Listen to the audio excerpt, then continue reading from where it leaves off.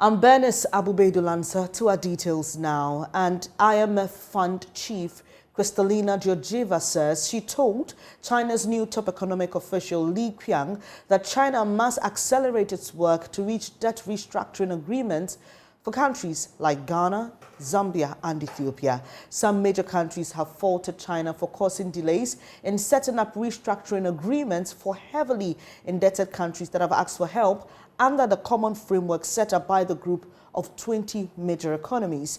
However, Georgieva noted China had been helpful in reaching a debt relief for some countries and encourages China to show progress on other cases. My colleague Joseph Akablé has been sharing more details on this development.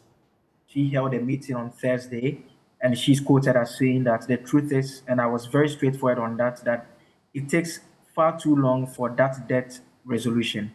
And so China has multiple institutions that deal with it, and that makes it a bit complicated, but they have to speed up their participation. Okay. And so she indicated that it is important that for countries that are in need of debt relief, this includes Chad, Sri Lanka, among others, China had been helpful to reach such an agreement with them to enable them obtain such support program from the IMF. And so she said in this particular meeting that it was important that they do same for countries like Ghana. There's a part of the story that also indicates that the point about the fact that the Chinese government did indicate its readiness to accept that particular request. Also, that assurance was given as well. And so the Chinese government did assure the IMF chief that, yes, they had heard what she had said and they were going to do their best to engage the various countries, including Ghana, to ensure that they're able to reach some form of agreement immediately. Well, interesting. So the World Bank has also been speaking, right? Yes, there's actually a report from the World Bank, an April report, and the report indicates that Ghana is yet to make progress with the G20 Common Framework debt treatment with its bilateral creditors. That is an African Pulse report that has revealed. Now, this is contrary to government sources which had indicated that they had reached an agreement, particularly with the Paris Club, to give way an International Monetary Fund support program. And so part of the report from the World Bank reads, Ghana requested a common framework debt treatment in early 2023, hence progress has yet to be made.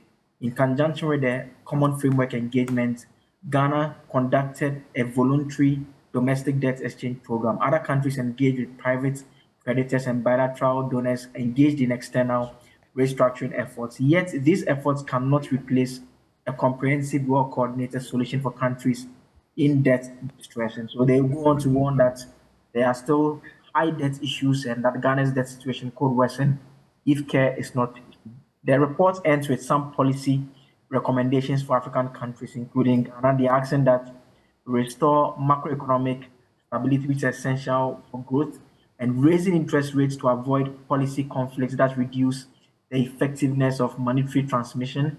They're also asking for some structural reforms that foster private investment to be top of their growth policy. And finally, African policymakers must seize the opportunities that are available to them as a result of the low carbon transition, which makes some grants available once countries are able to meet that.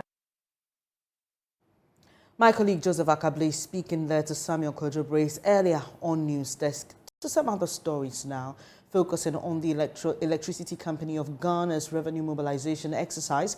The company has vowed to show no mercy to defaulters as it begins the exercise in private homes.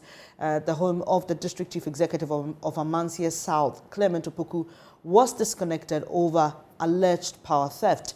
According to the task force, the DCE, even without documentation, had mounted poles and drawn cables to his home on the blind side of the service provider. Led by the Ashanti Regional Director of ECG, Engineer David Buedia-Samoa, the task force took away electrical cables used for the illegal service connection. Ohiming Teria has more. Clement Opoku's residence was among several private homes and public institutions disconnected on day one of the ECG revenue mobilization exercise at Mansour-Dubia, the capital of Amansia South District. The district assembly office complex was the first to escape disconnection after 19,000 Ghana cedis unpaid electricity bills were settled instantly. The district's education and immigration offices, however, had their power supply cut by the task force. Some residential facilities including the district assembly bungalows, also suffered disconnection for non-payment of bills. The official residence of the DCE for the area, Clement Opoku, was next to suffer power cut. The ward house had at least 4 floodlights on when the ECG Revenue Protection Task Force visited at 3:42 p.m. Ashanti Regional Director of ECG, Engineer David Bwodi Asamoah, tells Joy News power supply to the DC's apartment was illegal. This service serves the DCE for is it Amansia South? That's right. The service connection to the house is unauthorized. It doesn't go through any ECG document, so we term it as illegal extension. We are terminating the service, the illegality. Then if you need the service, you should apply. In the first place, there's no application. Okay. That is why we call it illegal. There's no application to ECG at all in any way. So now that we have identified it, we are removing the wires, and then every energy he has used over the period that he has used it will recover. Daytime, outside lights, you don't need it. So this is a complete waste. And this goes to make us believe that probably he's not paying for it. Engineer Bwodi Asamoah described the GCE as his friend, but explained his stance of professionalism over friendship. But this is my good friend. I mean, you know, he comes to my office, we chat. He calls me, he comes to my office, we chat. But this is purely a professional work that we are doing. How do you feel to do this to your friend, a man that you say he's your friend? Now, from today onwards, he's going to sleep in darkness. Yeah, as a professional, you need to distinguish friendship from professionalism. What I'm doing now is a pure professional work that I'm doing. We are friends. I mean, it doesn't change it. So I don't think that our friendship will, this will mar our friendship, unless the person decides. But as far as I'm concerned, friendship grows when the right things are done. So we are only helping him do the right things, and the friendship will grow. From Manso Adubia for Joy News, Ohimetaria reporting. Let's stay in the Ashanti region. Hundreds of small-scale farmers in Chinchunkura in Idra are losing their livelihoods as the traditional authority there takes over acres of farmlands. The farmers say so far over 1,500 acres of agricultural land has been taken. Many of them rely on this for their livelihoods, and they say they've been managing these lands for the past 70 years. The farmers are pleading with the Idra Traditional Council to reconsider its decision. Mahmoud Mohammed Nuruddin was there and reports. The affected farmers ride their motorbikes to some of the farmlands that have been taken over. This is one of the 1,500 acres of farmlands the farmers say have been taken over by the Ejura Traditional Council. Abdurrahman Hudu is the leader of the farmers. Some few years ago, we had a call from Ejura Traditional Council to stop farming on some portion of the land in Chinchunkura community, which was about 500 acres of land. The community members pleaded to the Traditional Council to rescind such decision, but all efforts could not yield any positive results. Abdurrahman says when the Traditional Council took over the farmlands, most of the farmers relocated while others lost faith in life because that was their only source of livelihood. About 1,000 farmers from Chinchunkura and the nearby communities were farming on that portion of land. So when the Traditional Council took the land from the farmers, most of the people relocated from the community as a result of all hope lost, while others turned to drunkards, and now they are a burden to the society as a whole. Fast forward, in the early February of this year, 2023, one Tuesday morning, we had a call from the Traditional Council again not to step our foot on the remaining farm land in the community. This land we are talking about is a land managed by the community for over 70 years. This land is a land the whole community depends on it for their farming activities, and the land size is over 1,000 acres of land. According to the small-scale farmers, taking over the farmlands is likely to result in one of two outcomes: community breakdown or hunger, because they produce to feed themselves. So this news shook the foundation of the community, and we decided to appeal to the Traditional Council to look at the decision again, because it will lead to the collapse of the community as a whole, or either hunger for over 500 people in the community. We have nowhere to go. I have about 7 children, but they have taken over my 2-acre farm. That is why we are hoping the chiefs will do something about it.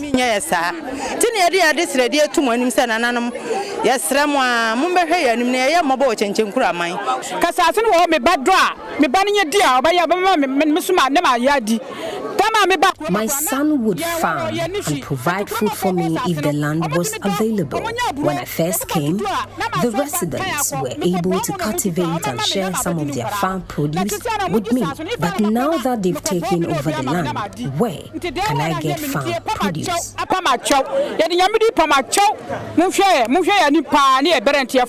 If somebody's The Member of Parliament for Ejurasechere Dumasi, Mohammed Bawa Brema, says while the Traditional Council has power over the lands, they should reconsider their decision. So for that matter, that's why I'm making a passionate appeal to Nananom, and I know they will listen, that at least we should have, we know the land belongs to them, traditionally it belongs to them, but in apportioning the land, they should at least attach a human face. According to Mr. Bremer, the main source involved in farming is land, and once the land is taken over, the farmer's very existence is lost. That's what I said. If somebody is in an area and his major source of livelihood is farming, and we all know that in farming, the major capital that involves in farming is land. And once the land has been taken over, the person feels that his very existence on Earth is no longer necessary, because you cannot live on the planet Earth and will not eat. Back in Chenchenkura community, the farmers are pleading with the traditional authority to reconsider their decision. They are the custodians of the land. But what we are saying is that they should reconsider their decision, because we have no any other work apart from the farming. And we don't have any land apart from this particular land we are talking about. We are using this medium to appeal to Asante Merura Otumfo Osei II to come to our aid, so we will have land to farm on it. Efforts to speak to the Traditional Council have not been successful. A report by Mohammed Nuruddin. I'm Bernice Abu-Baidoo, and this is Joy News Today. Let's do some politics now. Former General Secretary of the Ghana Medical Association, Dr. Titus Bayo, says one major challenge facing the people of Lambusi is the lack of leadership in the area. He noted the constituency has constantly lagged behind, resulting in underdevelopment. Dr. Bayo said given the opportunity to be their legislator, the narrative will change and he'll be the lead advocate for development in the area. He made the remarks after his vetting, paving the way for him to contest 2 other persons in the NDC's parliamentary primaries slated for next month. The former General Secretary of the Ghana Medical Association, Dr. Titus Bayo, first debunked the assertion that he's new in the NDC. So for anybody doubting my credentials within the party, they should visit Lambusi and find out who brought the first set of doctors to operate in Lambusi, who started the renovation of the party office years ago, who took new passport pictures for everybody when the party decided to introduce passport pictures in our register. They should find out from Lambusi who paid for the filing fee for all our branch executives, and they will realize that I am not new in the party at all. Dr. Bayo said one major challenge faced by the Lambusi constituency is the lack of quality leadership, which he hopes to bring to bear if given the nod. He added that he is going to be the lead advocate for the development of the area and spearhead its development. We have had leaders who have tried their due, but we need a contemporary leader a transgenerational leader, one with a vision, one who carries a certain charisma to carry the people along, and one who can act as an advocate of Lambuse. Lambuse has lacked a lot of advocacy. If you come into the Lambuse constituency, nationally, people do not know a lot about us. People do not know the kind of people who are even in Lambuse. People ask me, what are the tribes in Lambuse? Lambuse, we have Sisala, we have Dagari, we have Mochi people, we have Wala people. It's a mix of people in Lambuse, but no one knows all this about us. So lacking in Lambuse is advocacy, and then the type of leadership that will project the image of the place to attract the needed development. To achieve that, he has to first beat former member of parliament for the constituency, Edwekai Waladere, who has also filed to contest the primaries.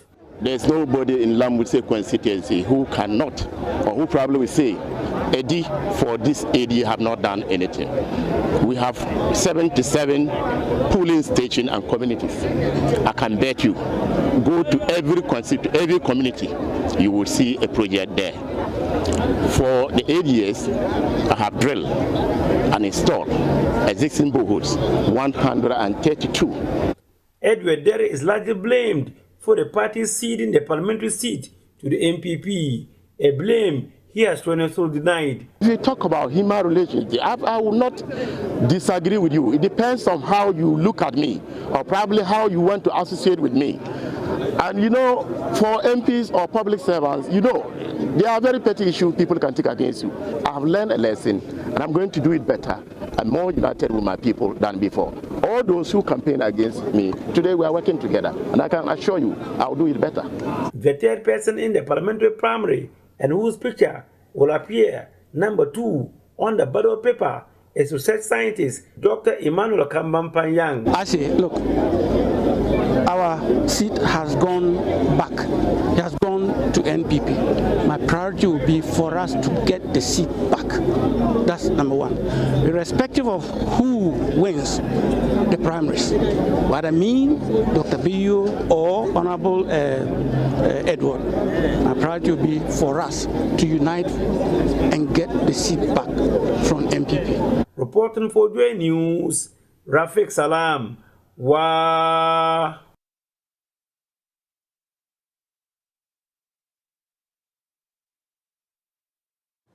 Persons living with disabilities will be benefiting from health-related programs by the Kwame Nkrumah University of Science and Technology's MasterCard Foundation Health Collaborative.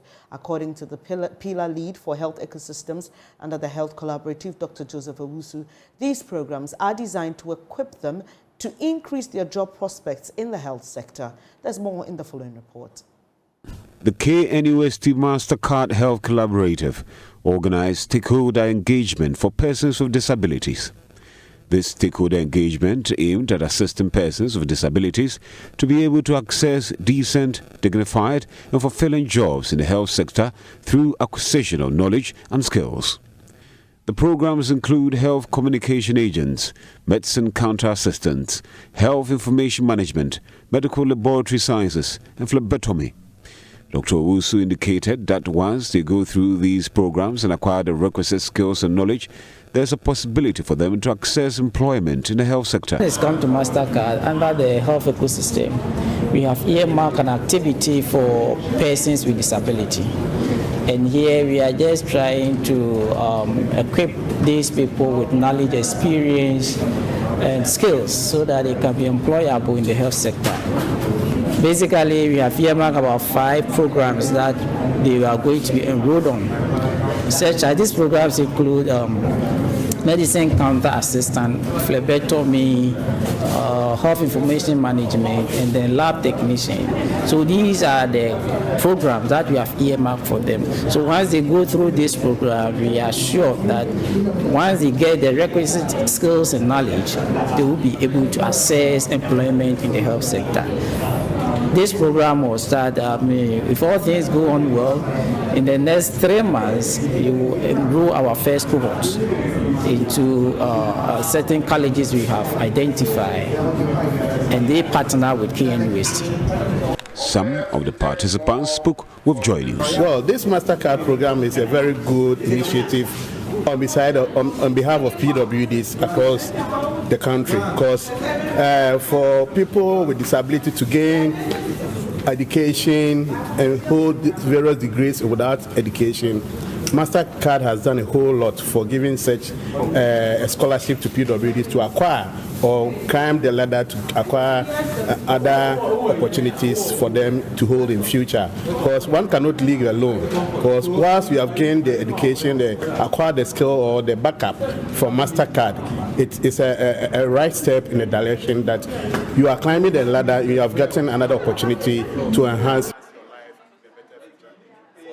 The health communication, that one, all the disability except children of intellectual disability, apart from those guys, all the disability group can take advantage and it will benefit us. On the over-the-counter drugs dispensation, that what we call drug, that one, that area too is a good initiative. Reporting for Joy News, Kwesi Deb. Now it's the season of Easter, and it's a time Christians remember the perfect sacrifice of Christ on the cross. Well, prayer is very important for Christians, and that's how we commune with God. But it's also very critical for some, not only depending on the need of prayer, the intensity of your desire, but also where you say that prayer.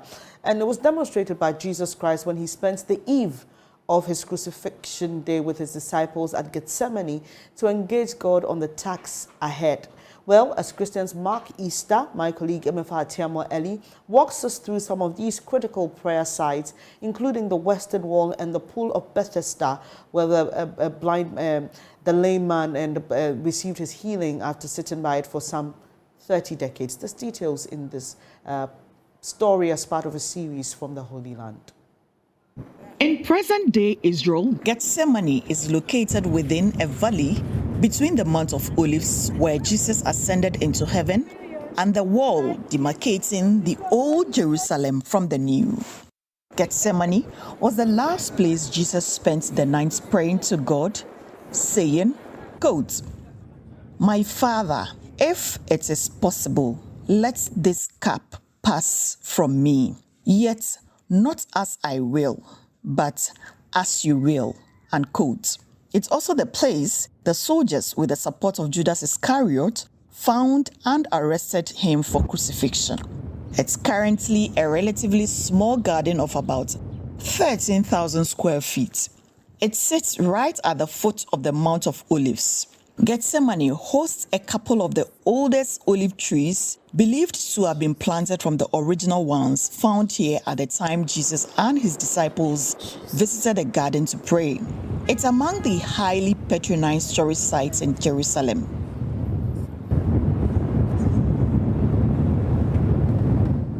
Just beside the garden is a temple for obvious reasons, like the many other holy sites.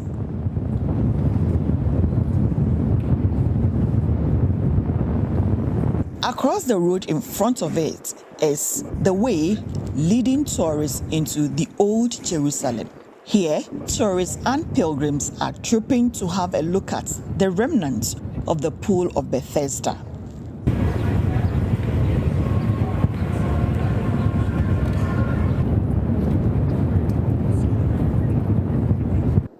The remains of the ancient architectural design gives the impression the area was once an intricate complex and a large temple within which the pool is situated. Today, it's very dry. What is left for one to see are the large corner and door pillars, frames, the heavy limestones used for the construction, and the multiple divisions or rooms in it.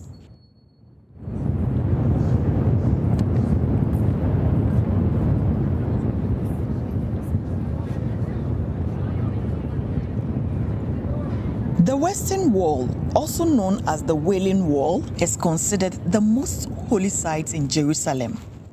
All three major religions in Israel ascribe highly to its religious significance. Jews, Muslims, and Christians here believe the Western Wall to be the remains of the larger retaining wall of the hill of the Temple Mount. That's the place where the first temple was built by Solomon, the son of David. The spot of this temple is believed to be the same place where Abraham tied up Isaac for sacrifice. It is also thought to be the place Jacob had his dream, and it still bears a significant and divine presence of God. The Western Wall has been a major bone of contention and conflict among all three religions to date. Jews, Muslims, and Christians go there to pray on a daily basis. Today, the prayer area has been divided into two, one side for men and the other for women. Visitors entering this place are subjected to intense security scrutiny. The area is under a 24-hour heavy security surveillance. Despite the tensed atmosphere and its piety, many still get the opportunity to relax and make good memory of themselves. And so did I, in fact, with the security officers at post. Such fun. My name is Amofa Ewenam Atiamwa Eli for Joy News, Jerusalem. I hope this makes you appreciate Easter better, and happy Easter to all of you who are commemorating the day. Well, as part of our activities here to commemorate the season, we organize the Easter Soup Kitchen every year. And this year, here's what we've decided to do. We've decided to spend some time with lepers at the Weija Leprosarium, and head of programs here at Joy FM, Edem Naite, joins me on the phone with more. Hello, Edem. Happy Easter to you. Tell us more about this decision, because those of us who are familiar with the Easter Soup Kitchen brand know that we usually would receive donations, and then give it to those in need and all that. But why is it this way this time around? Okay, great. So you know that, change is the only thing that's constant, right? And so this year we decided to do it this way. When you go to the Weija Leprosarium, there are not too many residents there, you understand. But then we also do know that Father Campbell has been doing a lot of work with the residents there. So we thought that why not spend some time with them this Easter. And so we came, to that decision that the whole team will be there Easter Monday, 10th of April. We will take, cooked food, water, drinks. We'll set up there, have our shows live from there, and spend all the day with them, having fun, jamming, and all that. Take pictures and interact with them. We'll also go with some medical experts to give them medical care and all that. So that's what we thought we'd do this year. And for us, it's very impactful. It's different. And the Weija Leprosarium is very excited to have us there. Right, and I know we are not asking people to support us, but if someone wants to pass by, and join us in spending the time, is that a possibility? Are we open to that? We won't say no, but we are not asking people to stress too much. We're not saying no. If you want to pass by, you can just stop by, but then we don't want people to stress too much this year. Thank you so much, Edem. And definitely we will be there on Monday and to help the residents at the Weija Leprosarium have a good time this Easter. Thank you so much. And Edem Naite is head of programs at Joy FM, giving us more details on this year's edition of the Easter Soup Kitchen. We'll take a quick breather now. Daryl Kwao is standing by with the latest from the world of business to stay. Hi, good afternoon. Welcome to Business. My name is Daryl Kwao, Senior Country Partner at accounting and auditing firm PricewaterhouseCoopers. Vish Ashiawo has said it will be difficult for President Akufo-Addo to make any changes to the new tax measures passed by Parliament. Businesses have petitioned the President to review the tax bills and also refuse to give assent to it. Now, speaking on PM Express Business Edition, Mr. Ashiawo said the President has few options now. A lawyer, yeah. Nor do I nor do I claim to know about parliamentary or procedure of that nature. But as far as I know, once the legislature has passed a bill into law, the only thing left is to receive presidential assent. I stand to be corrected, but I do not believe the president can choose to strike out clause 1, 2, and 5, for example, and leave the rest. So, to best of my knowledge, the best the president can do is decline to give assent. But he has 90 days, I understand, to work with him, that if he doesn't do that, he needs to write back to Parliament and give his reasons. So that's the point, that Parliament, in its wisdom, has passed these bills into law. So if there's to be any amendment, has to go back through the process. But the president cannot just sit in his office and decide to strike out or to amend or whatever else. What does it make of the case for some of the interest groups that are still pushing for something to be done because they think that these taxes are going to hurt them? No, I think it's fine. You know, associations, concerned businesses, concerned individuals always have the right and the ability to continue to make their case. And then as circumstances change, amendments can be introduced or different things can be done. But the specific question you asked me as to whether, having gone through the parliamentary procedure, some amendment can be made at this point in time, I don't think so. As government works to improve revenue mobilization, economist Professor Charles Aka is asking government to cut down on wasteful expenditure. Some of the taxes that have been introduced will end up frustrating business and end up frustrating government's own efforts at economic recovery and prolong a recession rather than overcoming them. And that's where the concern should be. So we are not against tax revenue, but I know some people are calling for cutting down on the expenditure. And I totally disagree because our expenditures are not that high. It's rather there's wastage. So what we should be calling for is efficiency in government expenditure and plugging down on or closing down wastage and corruption. If you don't do that and you call for a blanket cut down on government expenditure, we know that they will not cut down on the size of the government. They will not stop using their V8. So then eventually they're going to cut down on the expenditures that go to the poor. Rather, we need to look at what expenditures are useless or inefficient, where are the wastages, and where do we cut. These times, actually, all over the world, require government to raise expenditure. This is the time government needs to spend more for social protection, spend more to incentivize businesses, to create job opportunities, to employ the youth that are on the street, that are unemployed. This is not time to cut down expenditure. This is time rather for government to raise more revenue. And that's business for now. Join News Today returns after this break. Time now for World News Update. And Rwandan President Paul Kagame has called out the world for continuing to turn a blind eye on what he refers to as ongoing stirring of genocidal sentiments just across Rwanda's borders 29 years after the Rwandan genocide. The country has been marking the 29th anniversary of the genocide today, and it saw the slaughtering of about 1 million Tutsis and moderate Hutus. On this day 29 years ago, the majority Hutu ethnic group began a systematic extermination of the minority Tutsis. Women were raped and killed, and children were killed with machetes in front of their parents. Well, it took the efforts of President Kagame's Rwandan Patriotic Front armed group to end the 100 days of slaughter. Head of our political affairs desk here at Joy News, Evans Mensah, is in Rwanda. He joins me live with more. Evans, I can imagine it must have been a really solemn occasion to mark something that still remains a scar on the conscience of the rest of the world.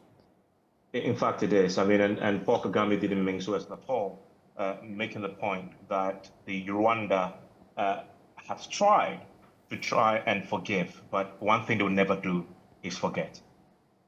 And Evans, when he calls out the world for ignoring genocidal sentiments, what exactly does he mean? So across the border in Congo, Democratic Republic of Congo, in the 1994, when the genocide started, in the 100 days, when Paul Kagame led his Rwandan Patriotic Front to invade Rwanda to free the Tutsis who were being killed in their numbers. Many, when they took over the country, many of the individuals who have perpetrated the genocide, the largely Hutu population, those who actually killed their fellow Tutsis, many of them fled to neighboring Congo. And some of them still hold the view that they should come back and take over the country because the Hutus remain the larger ethnic group. And so there's always this conflict that is still currently ongoing along the borders with Congo. And that's the point that Paul Kagame was making, that these same voices who did this genocide are there, and the world, the United Nations, he believes, have kept quiet on this. You'll hear from Paul Kagame in subsequent bulletins, but Evans, quickly, how is the Rwandan society or community hoping to ensure that this does not recur? So, for example, in Rwanda right now, it is illegal to identify yourself along ethnic lines. If you ask ordinary Rwandans, are you a Tutsi or are you a Hutu? The response they give you is, I am Rwandan. And that's how they're trying to pull themselves together and move beyond these ethnic divides. Thank you very much. We'll leave it here. Evans Mensah is head of our political desk here at Joy News, and he's been telling us what he's been experiencing in Rwanda, even as they mark 29 years after that deadly genocide. That'll be all for this edition of Joy News today. Thank you so much. Happy Easter. There's more news when you log on to myjoyonline.com. Up next is the marketplace. Darryl Kwao has details in a moment.